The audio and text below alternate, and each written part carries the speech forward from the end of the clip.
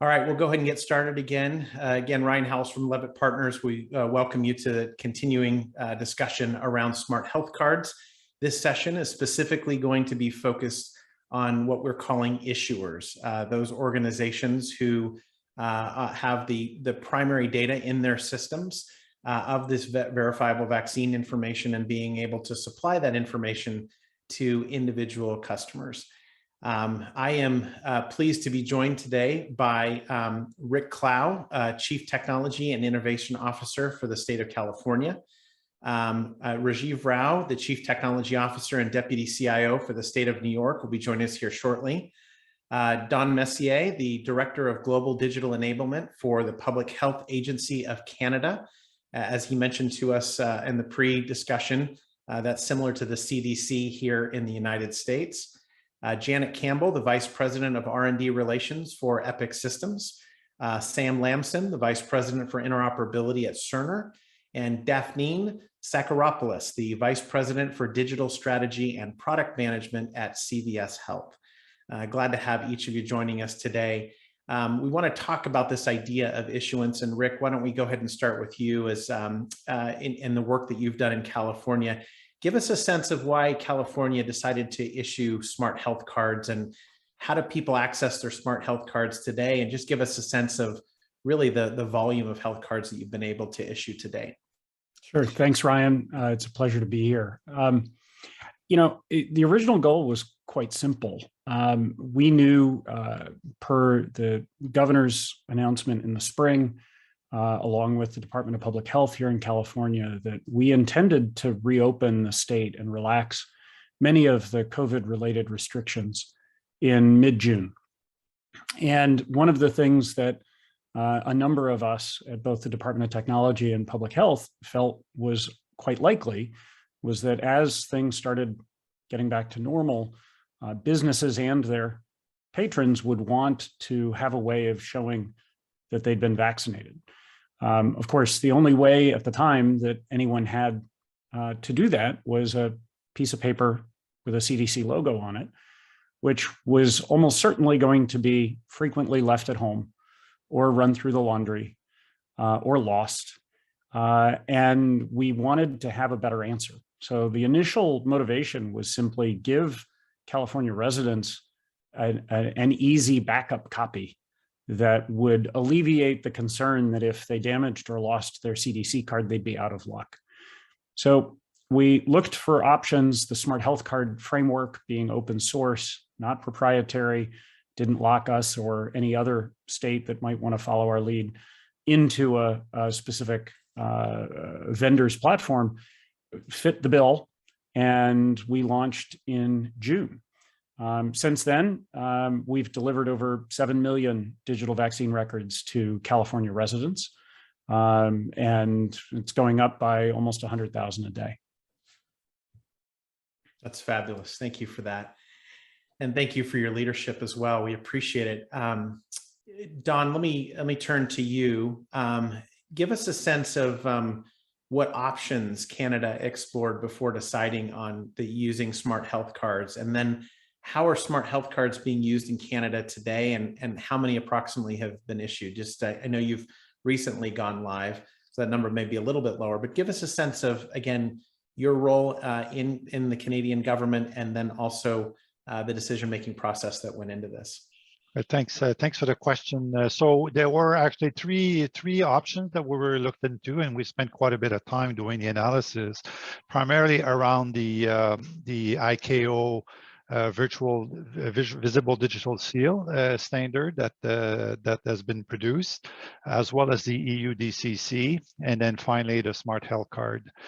So there was a number of factors that went into consideration. Obviously for us, it was important the broad use case, broader than just international travel, which the other two kind of more focus on, especially on the ICAO side. We're also we're looking at the alignment to international data specification standards such as HL7, FIHR. The availability, as our friends in California, the availability of open source was really, really important, and the readily available resources to accelerate deployment. So that was a key factor. So speed to delivery, as well as we paid close attention to what's happening in the US, because obviously you are our #1 travel destination.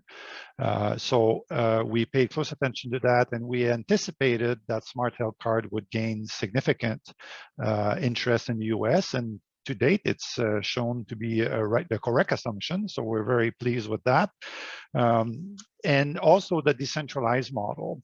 But I would say speed to delivery with the open source and the US adoption were the two, I think, trumping criteria for us to adopt the Smart Health Card.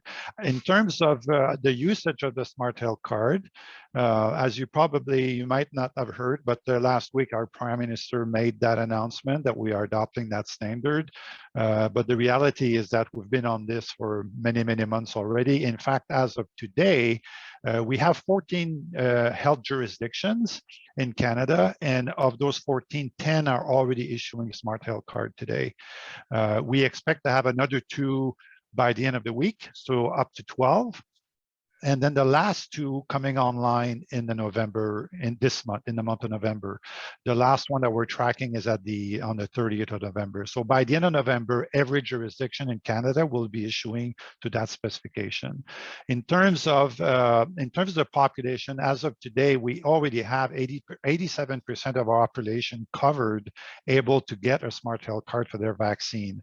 And the usage for that in Canada is quite broad, because as you might know, we do have domestic rules. So people need to produce proof of vaccination to enter what we call non-essential services or access non-essential services, such as bars, gyms, restaurants. Also, at the end of October, just starting now for all federally regulated transportation. So somebody wants to board a plane, a train, or maritime services, they need to provide proof of vaccination. So the rules are pretty tight. And most provinces and territories are leveraging Smart Health Card to access those non-essential services.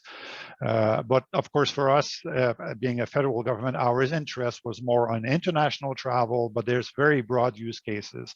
As of today, I don't have a clear number because we do not track how many cards have been issued, but it would probably be in the range of 10 million or more, which sounds small number for you folks, but for us, it's about 25% of the population already. And some provinces recognize that they've just gone live in the last couple of weeks. So the numbers are going up, and so that's pretty well where we are. Thank you. That's fabulous progress, Don. Excellent. Thanks for that great background. I appreciate that. Rajiv, thanks for joining us as well. We appreciate it. Rajiv, as you're kind of getting plugged into this conversation, I wanted to turn to you in the state of New York. Give us a sense, you were very early on in this process, and you've obviously had a lot of things that you've learned along the way. What's New York's experience and journey been in the development of that vaccine credential, and why was the implementation of Smart Health Cards important to New York? And again, give us a sense of kind of volumes, if you could, in terms of what's happened. Thank you, Ryan, and hello to everybody on the panel. Yeah, so you're right. We started early on in late December of last year. We started to hear rumblings about needing some technology that would allow us to provide proof of vaccine, with the idea that reopening of New York needed to have something like that to be able to get people to be comfortable with the idea they could go back to trying to be normal in their day-to-day lives. So in March of this year, we released a version of our digital health card that was very closed. It was a closed loop system, only because we didn't really have enough exposure to what the industry was doing or where anybody else was going or thinking about it. So to dip our toes in the water, we took a very small step in that direction to provide a digital health card for citizens to be able to provide proof of vaccine in lieu of their CDC card. And then along with it, we also provided a scanner for the businesses to be able to quickly verify that health card was confirmed proof of vaccine and was issued by New York State.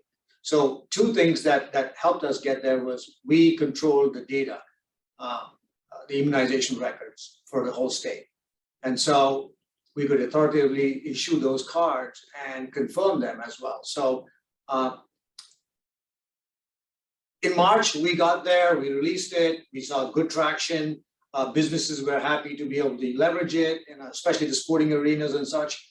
But very soon we started to get into a situation where the use cases were just not reopening anymore or stimulating the economy. It was travel. People started to want to travel across state lines, travel internationally. And so we started to open these conversations with our neighboring states as well as internationally with a list of countries, including Israel and Greece and Iceland and a bunch of the others. And we quickly realized that we were not going to be able to do this one-for-one, negotiate an agreement with each of these states and all countries, and then try to build a system that allowed us to be able to interop between these states and our countries. And so we knew we had to change that direction and go to a direction that would kind of morph itself to become a standard of some type, and hopefully gain traction across the country. And so we decided to partner with VCI on that framework, and we released Excelsior Pass Plus. Now, the difference between what we did with Excelsior Pass and Excelsior Pass Plus was a closed loop system that just said yes or no whether you were vaccinated, to now a full health credential, a full immunization record, right? Because that was a requirement in talking to other countries. It was not enough to just say you're vaccinated. They needed to know what, when, how many days, and all of that stuff. So that smart card now has that in it, and it certainly allowed us to bring to the citizens a feature and a function that really is helping with not only reopening, but also with travel as we go forward. So good traction. We're seeing about 600 million uses already of that pass, and growing as the vaccine mandate changes to 5 to 11. We're going to start to see more coming down that pipe. So that's exciting. And of course, the scanner was the other piece that we put out there that allowed us to give the businesses the tool to do the validation and the verification, knowing that if that said yes, or that was a green check mark, that it was something that New York State gave them, that they would safely admit people into their businesses and such. So I'll give you a little bit of anecdote. I was at the Rangers game and at Barclays as well. We were testing out the system at that time, early March. And we had two separate lines where they were using the normal process of checking people's test results on paper and or CDC cards. And then we had a line where people had an Excelsior Pass. And so that transaction was like a 1 to 3 seconds versus a long queue on the other side. So the businesses really see the value of it. So all in all, I think it was a good step in the right direction. More work to be done, obviously. We're not done here. This is just the beginning for us, and we'll continue to improve on this and work with other states as well. Oh, one more thing.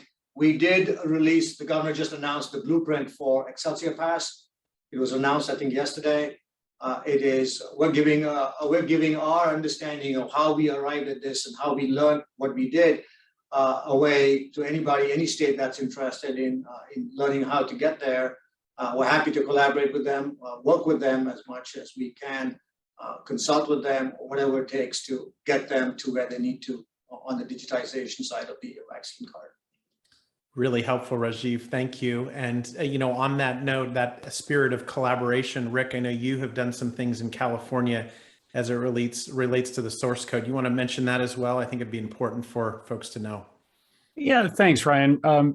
For any states that might be listening and wondering whether there's an opportunity to do what we've done and join the 5 of us that as states are issuing smart health cards, a little over a month ago, we took all the code that we wrote. So we developed our issuance of smart health cards. It was all internally built in-house.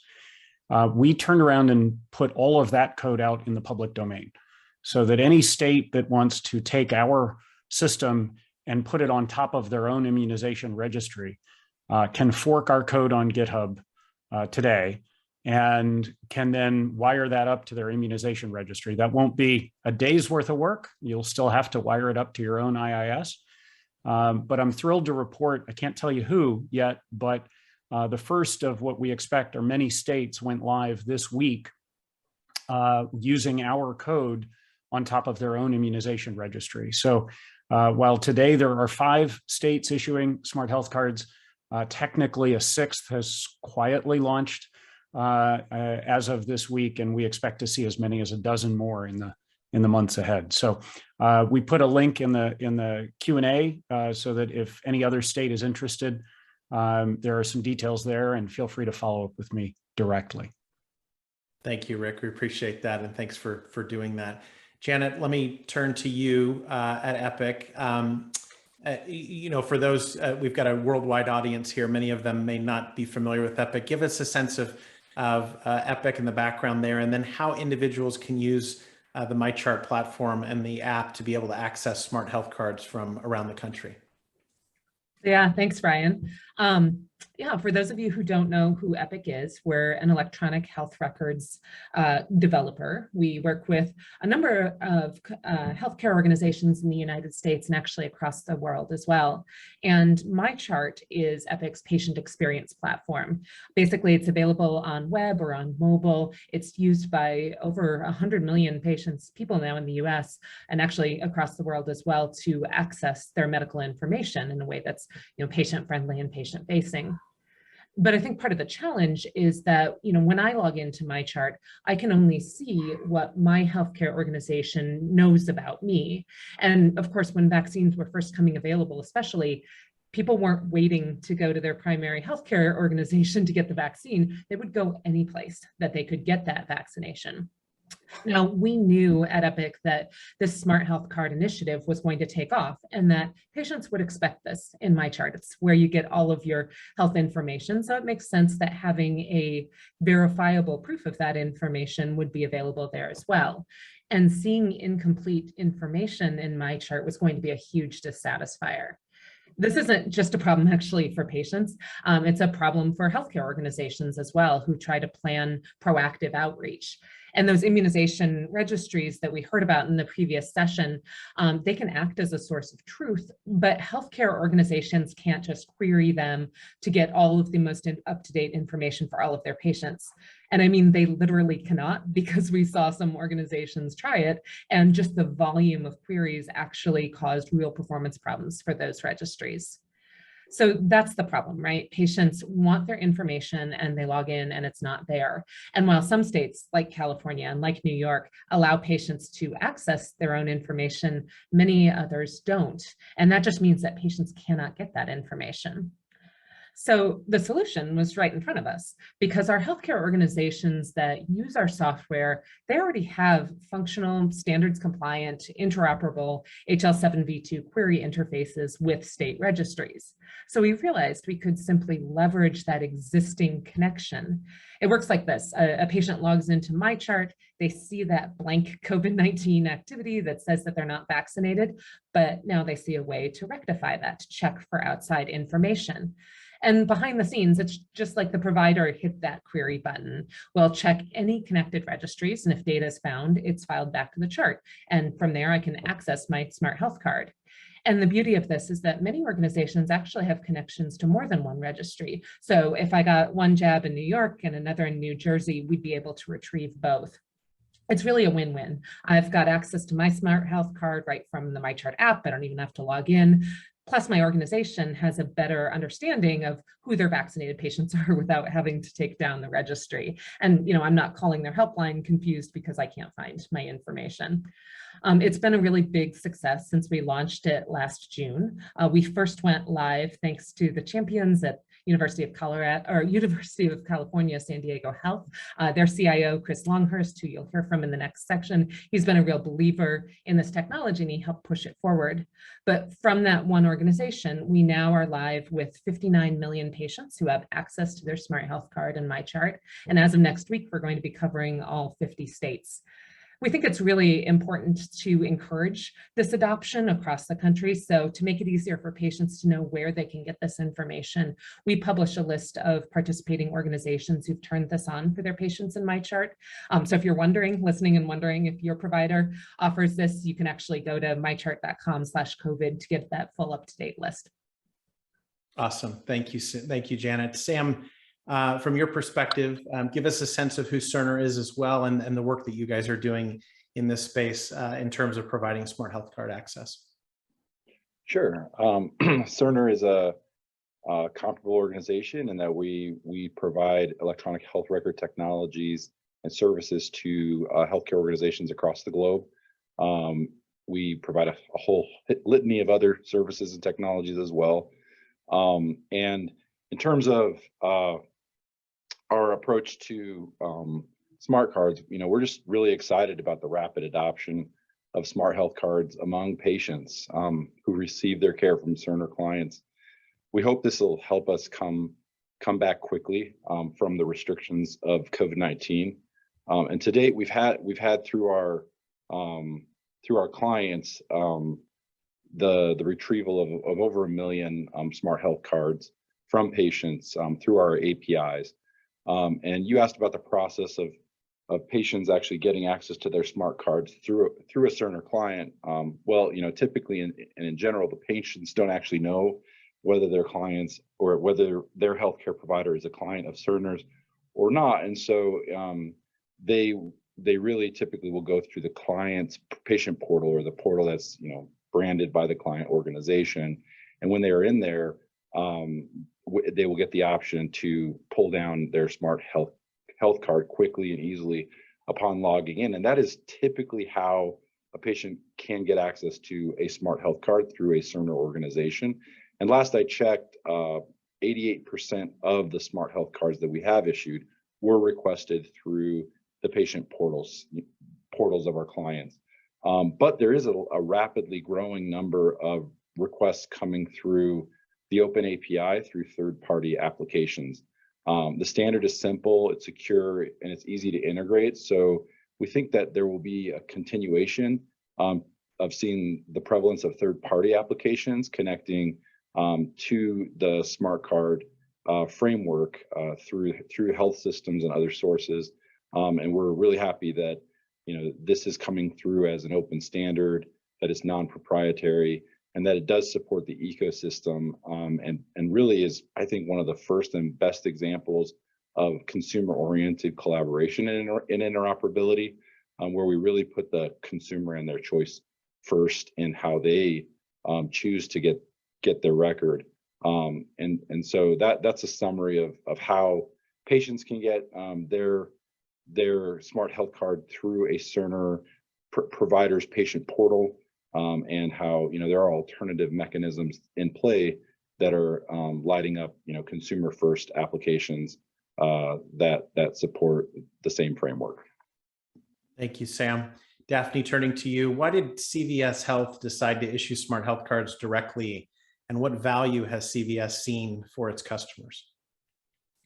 Yeah, great. Thank you for the question. And for those overseas who don't know CVS, we're one of the largest healthcare companies in America, and our role in the COVID response was COVID testing, COVID vaccinations. I think we're well into 30 million, well over 30 million doses given at this point.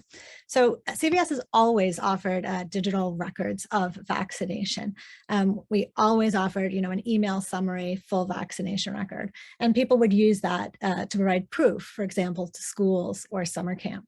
What was new with COVID was this notion of digitally verifiable. For the first time, there was going to be an ecosystem of verifiers who would be looking to understand who that issuer was, who had actually given the vaccine.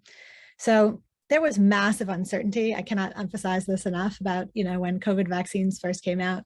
And much like the stories of California and Canada that we've heard, we really looked at all of the options. We spoke to countries, to verifiers, to airlines, to cruise lines. We really looked at all of those options. And it came down to a set of principles that we defined in advance. So the emphasis on privacy, the emphasis on the minimum amount of data being shared, interoperability, the use of FHIR. We knew we did not want a proprietary standard. We knew this had to operate, that we would have patients going to many different places, different countries. So despite the uncertainty, we did move ahead with Vaccine Credential Initiative, thanks to all of that work and effort and many different teams and organizations that centered around this, that really wanted to adhere to those same principles that CVS did as well. So that's what led us to choose that VCI standard. Fast forward, millions and millions of doses later, we're seeing our consumers, adopt this. The thing that we hear from our customers that they like best is that they don't have to create a new account. They don't need a new username and password. They can just get that record via the email or via their existing account. They're also enjoying that we brought together test results and COVID vaccination records into one place. Increasingly, we're seeing venues, conferences, and even countries now requiring both. And in the spirit of learning from our customers, they were asking for this. So even a few weeks before we issued the QR codes, our voice of customer feedback was filled with, where's my QR code? I'm poking around my digital account. Where's my QR code? So we've learned also that even though we call them health cards, our consumers call them the QR code. So yeah, it's just been terrific. And again, millions of customers have access to it. We're increasingly seeing them use it. And we're going to be, as Rajiv mentioned, it is just the beginning for us. We're now looking at the boosters, minors, and we'll be looking to support this standard going forward as well. So we have thank you, Daphne. That was awesome. A couple of minutes to follow up. We've getting a lot of questions here about individuals that want access to a smart health card. I think key to this is, number one, it's still getting rolled out, right? I think that's really important in terms of states. Daphne, you mentioned if someone has been vaccinated at CVS Health, obviously anywhere in the country, CVS has thousands of locations, they can get access to this. Janet, you had mentioned earlier, just reiterate for the group as well, even if they did not get vaccinated by a provider that has the Epic system, they can actually log into MyChart to be able to access their credential from any of the providers who have Epic in any of the 50 states. Is that a fair summary? Yes and no. We can retrieve that information from the immunization registries that the organization are connected to. And interoperable connections between both Epic and other organizations like Cerner can pull in even more information, even if that registry isn't connected. Got it. Okay. So if I'm in a state that is not currently issuing smart health cards, but I have a provider on Epic, for example, that is in my state or that I have a relationship with, I can actually log into, as long as that provider is connected to the IIS, then they can be able to access that on my behalf. That's correct? Yep. Okay. And if you don't mind, I'd like to add just a little note of where things are going. I think there's also the option for people to just ask their doctor to print one out for them. So that's something that we're working on, and should be, kind of early next year coming, is the ability to just walk into your doc. They're connected to the IIS, connected to the, the immunizations they have on file, and the interoperable immunizations available through other health systems sharing records, that whatever COVID vaccinations are found on any of those sources should be able to convert to a QR for the patient in office. Got it. I think, go ahead. Yeah. One thing there, Ryan. So the important thing here we need to keep sight of is the fact that we have to be able to make it easy for verification. We need to make it easy for businesses to consume. There's no point somebody running around with a piece of paper saying that I'm vaccinated if it's going to cause office spaces to get long lines to get into the building because of a mandate. These things are important, that when we put systems out there, that we are looking at the impact it's going to have on the business, on the reopening, on travel, and whatever it is. It's not enough to just say easy access to a health record. That is, yes, it's definitely available. You can go to your doctor, you can go and get a copy, you can get an email. but the output in that format is not very conducive to some of the other use cases that we want to talk about. And so I keep that in mind in terms of making sure we have multiple options in terms of output, and we strive to continue to make it easy to reopen and move forward and get back to normalcy. So I will end in this 30 seconds, which is we're not where we need to be yet, but the momentum is there, right? We're moving toward that endpoint, moving to full interoperability, moving to an opportunity where we are using the same framework to make that happen. So Janet, Daphne, Rajiv, Rick, Don, and Sam, thank you so much for joining us today. We appreciate it. And we encourage everyone to go back to the lobby and rejoin the final session as well. So thank you and have a great day.